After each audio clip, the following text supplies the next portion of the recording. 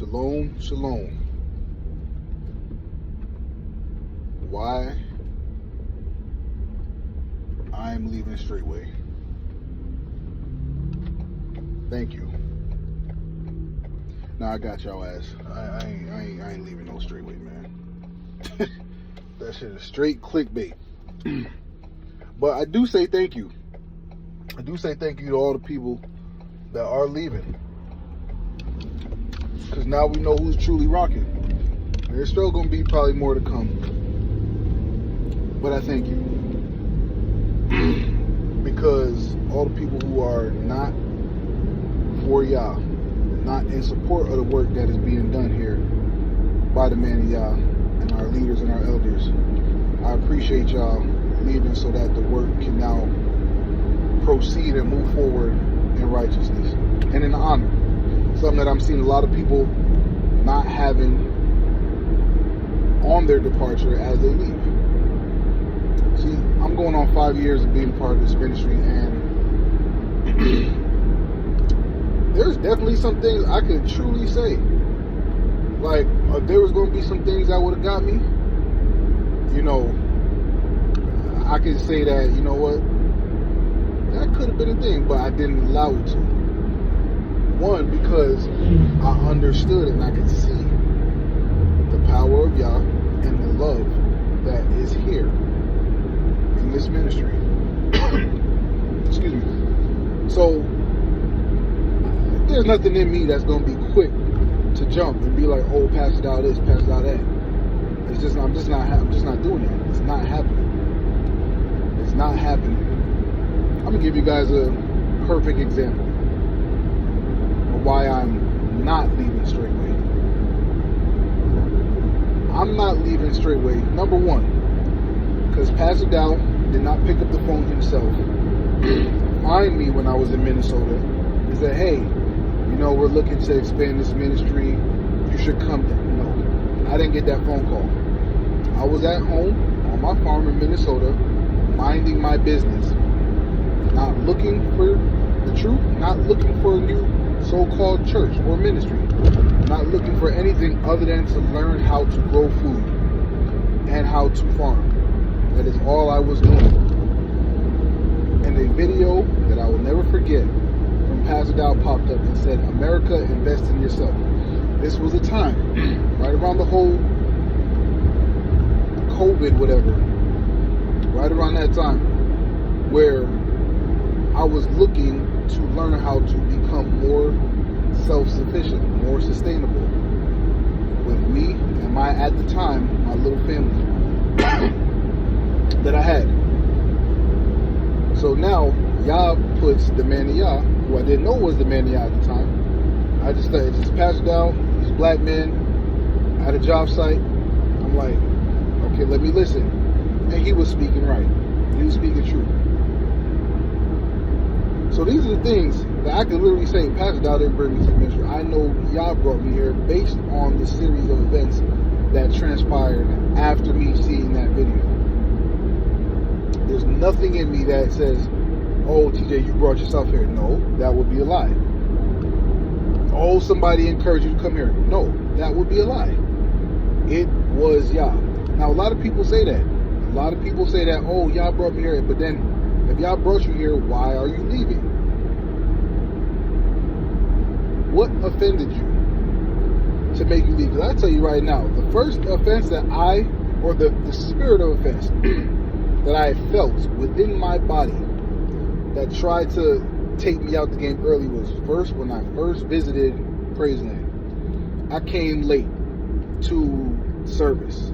It was like before service came, but they had a time where everybody needs to be in the theater, getting ready for service for prayer at the time. I didn't know the rules. I didn't know how things went.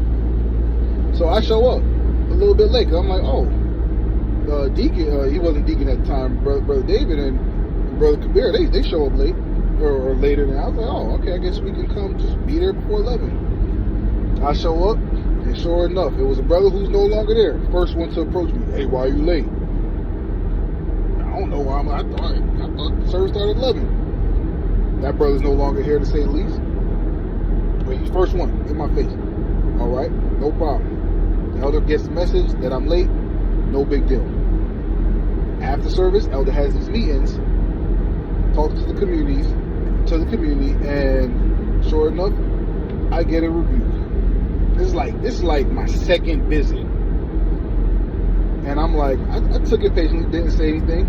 I just, he said, why are you like? I didn't know that we couldn't come after 11:30, whatever I said. Just took it. I know how to take that. No big deal. But sure enough, by the time I got back to my room, I was in there like a little female, throwing my clothes and my shit in my bag, like I'm done with it. But before I even got started, I didn't even make no commitment to be a part of Straitway at this point in time.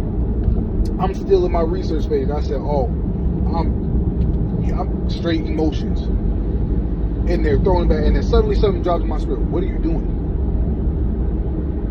I said, shit, I'm going home. I don't know. I didn't mean to be late. I didn't purposefully be late. The elder called me out in front of everybody. I said, okay, you know what? What am I doing? Let me slow it down. Hey, you didn't know, now you know. So sure enough, dinner was at 3 o'clock. I was there every bit of 2:25. 2:25. Sitting. And I understand why elder had to do what he had to do. Nonetheless, that was in time offense came in. And guess what? I was able to sit down, talk with Elder Kabir, and we were able to have a conversation. So guess what left? That spirit of offense that tried to come in and make me feel offended for getting called down. No big deal.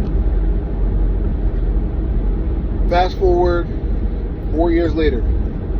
Sure enough, again, I am at the front of the tabernacle, me and my house. That was not supposed to be something that was supposed to happen in the standpoint of that is not what I was expecting at that time. But sure enough, that's how it went down in front of all Israel. Me and my house. And sure enough, I did not allow any kind of offense to come in because the whole time I'm looking at Pastor Dow, I'm looking at the situation, I'm looking at, and I can see the love in this, the correction in this. The book says open rebuke is better than secret love. Is that something I want to happen like that? No. Is that something that was meant for everybody to see? Maybe, maybe not. But guess what? Not 1 second did I waver that Pastor Dow did not love me. Or my Isha. Not one moment. I can literally look at these things and say, this is love. So, everybody's leaving. Folks that's leaving, what are you leaving for? Because you want to have more money? What are you leaving for? Because, so you didn't like Elder Kabir's sermon? You didn't like what he said? Pastor say it all the time. We didn't like we don't like what you're saying. Well, he was like, I don't like the way you're hearing. I'm just saying, everybody got their own little reason why they're leaving. But I'll say this: folks are leaving. Y'all are leaving in an egregious manner. To the point, like y'all, you're not gonna just stroll back in here when shit get crazy out here in the world.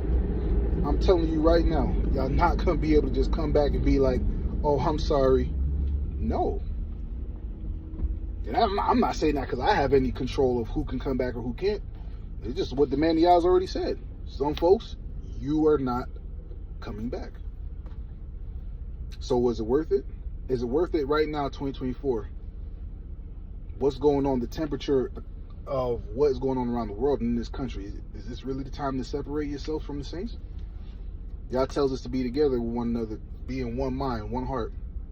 But now you're going to go do your own thing because we got pastors and old pastors and old brethren talking about, oh, this is this is good, this is what's right to do. I don't think it's right. But I'm going to tell you this. This is why I'm not leaving Straitway. Because I don't want this video to be too long. I'm not leaving Straitway because a message like what Elder Kabir preached at Tabernacles rings true. Talking about remembering your first love. Now, back in 2022, I had went to jail. Elder had talked about it briefly in the message. So, for most people who don't have context, I'm not this criminal that's just out here just committing crimes, just getting felonies and just doing all this stuff. No. I had an ex-wife. You know, she got involved with the law. Apparently, in this country, in America, you can go to jail supposedly for stealing something that you own. I don't know how that works, but apparently that's how it goes in America. So that's why I went to jail, because apparently I stole something that I owned and purchased with my own money, cash. But hey, that's what it said.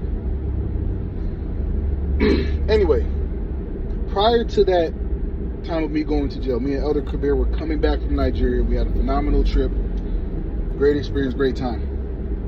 Prior to that time, and I never even told Pastor Dow this, I went to Pastor Dow after Shabbat service. I went to Pastor Dow after Shabbat service one Sabbath, and I wanted to get healed. I had dealt with sleep apnea for probably longer than I actually was, knowing, but I had sleep apnea. I used to have to sleep with the little machine. And if I didn't sleep with that machine, I literally would wake up and feel like I was just in a fight. Like, even if I just took a little 15, 20-minute nap, I would be waking up feeling crazy. Forget about going to sleep without it. Like, this is just what it was. So I was like, I didn't want to be dependent on this. So I go to the man of y'all. I said, Pastor, this is what I'm dealing with. Long story short, Pastor Dow lays hands on me. He asked me if I believe. Told me, look in his eyes. He lays hands on me. Right? Prays for me. When it's all said and done, at the end of that prayer, after Pastor laying hands on me, he looked at me, he said, hey, keep using your machine. I said, okay, cool. So I was obedient. I said, all right, Chef, no problem. So I keep using the machine. Fast forward 4 months, maybe 4 or 5 months later, I'm in Nigeria with Elder Kabir, short enough with my machine, and off of the jet bridge. I'm talking about we just landed in Chicago. I'm like, oh, finally good to be back on U.S. soil, whatever. 2 police officers at the end of the jet bridge checking everybody's ID. Sure enough, they're there for me. They take me into custody. Don't tell me nothing. Don't tell me why I'm in cuffs, nothing. Elder Kabir walked off a little bit. He turned around like, I guess after realizing I wasn't there, and he sees I'm in cuffs. He don't know what's happening. I don't know what's happening. So we're winging it at this point. Fast forward to my time in jail. I spent 12 days in jail. 12 days I spent in jail. And it was in jail that I realized, like, hold on. Okay, yeah, this place sucks. But I'm getting phenomenal sleep. I'm talking about sleep that I haven't had in years. Superb sleep. And I ain't even have no pillow in there. So I'm like, what's going on? Then it comes back to me. Yo, man, and y'all laid hands on you a few months back. And it took me going to jail for my healing to be manifested to where I can know that I was healed. And guess what? I haven't used that machine since. We're going on over 2 years now. Almost 3 years. Haven't looked back, haven't used that machine since. So it's these things why I'm not leaving Straitway. Because the power of Yah is here. We don't worship Pastor Dow. We talk highly of him because his character and the way he is and his love for Israel is that great. He is simply just a good man. Bottom line. Whether you like it or not, Pastor Dow is a good man. So when you hear people talking shit about him and saying all these things that are not true, you need to really look at those people. Because then you got people like me like, nah, man, y'all lay hands on me. Yah is with him. And he is here in this ministry with his people. That's it. There's no doubt in my mind about that. The first time I got deliverance was by Elder Kabir. Didn't even know I had demons in me. Sure enough, that was my first time, the beginning of my series of deliverance that continued to happen, of me getting set free. So these are things I'm not going to forget. I'm not going to get caught up in the emotions of who's leaving or who left, who's saying this about Pastor Dow. At the end of the day, me personally, I have been to the man of Yah's home. I have spent time with him, around his family. And there's nothing that's going to be jump in my mind to be like, Pastor Dow is doing wicked. Pastor Dow is being wicked. It's not happening. That's just not the character and the fruit that he has shown. One of the most loving men that I know. One of the most generous men that I know. He just simply is. All because of his love for Yah and his love for the people. And honestly, us as a people, we so wicked sometimes, I don't even know how Pastor do it. I truly don't. I truly don't know how he does it, but guess what? This is his anointing. This is his calling. This is what Yah has him to do. And I know Pastor Dow's going to do it until he literally cannot do it anymore, until Yah calls him home. Yah will, and hopefully it is no time soon.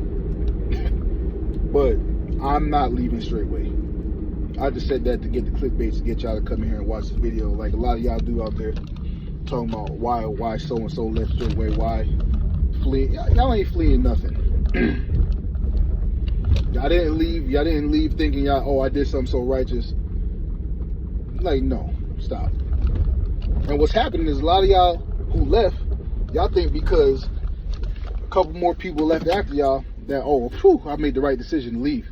Look what's happening to the ministry. Ain't nothing happening, bro. It's just every bit of 20, 30 people. You know what I mean? But guess what? By the time y'all's done doing what he's doing, everybody who's going to remain and who's supposed to be there will be there. Standing strong, serving the king, loving one another, keeping the commandments, doing what Yah told us to do. When it's all said and done, that's what's going to be done. So that is why I'm not leaving Straitway, because I have seen and experienced firsthand myself the power of Yah. I have seen it. I've experienced it. Yah has worked through me personally to help others. So I know the power is real, because when I was in Christianity, I didn't experience none of these things. I didn't see people getting set free. I didn't see deliverance. I didn't see healings the way that I used to read and be like, well, why are we not doing it? I didn't see those things. So now that stuff happening is normal. Here, where Yah is, where his people is. So y'all folks who want to leave, man, and try to act like y'all saving people from hell and damnation and destruction, like, y'all go ahead, man. Enjoy what y'all doing. Have a good time, because let's just say if you're wrong, that's a high price to pay for being wrong. It simply is. It is a high price to pay for being wrong. Now, honestly, all y'all who left, and in the manner that some of y'all left, I don't think y'all right, based on the book. Because there's not many, if any, examples of people so-called leaving Israel and being cool. Like, that's a nation of people. Y'all be trying to treat this thing like Christianity. It is not Christianity. And that's the mistake a lot of people make, and thinking you can just hop from church to church to church like many of us used to do in Christianity. But this ain't Christianity, and hey, folks are gonna have to find out the hard way. But enough said. Bless y'all, Israel. I am not leaving Straitway. Again, that was just straight up clickbait for all those people who love drama. I love this ministry. I love Yah. I'm grateful to be here in the number, in the fold, and my name being written down in the Lamb's Book of Life. I am grateful. So I bless y'all for that. But it is coming upon the Shabbat, and I'm getting ready to go into this rest from y'all. So bless y'all well. Shalom, shalom.